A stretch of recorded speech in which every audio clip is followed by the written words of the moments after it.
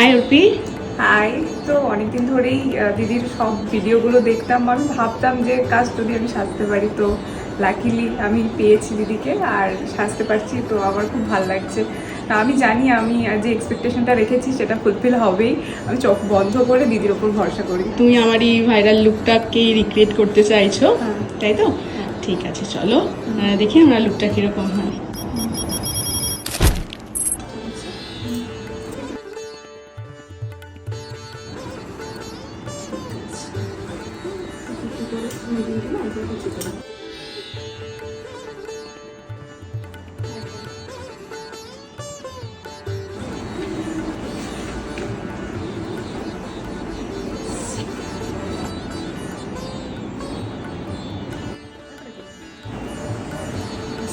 আমি কি বলবো, আমি তো স্পিচলেস হয়ে গেছি।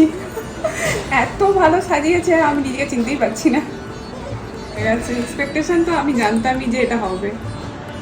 খুব ভালো। তোমার খুব, তোমার নতুন জীবন খুব খুব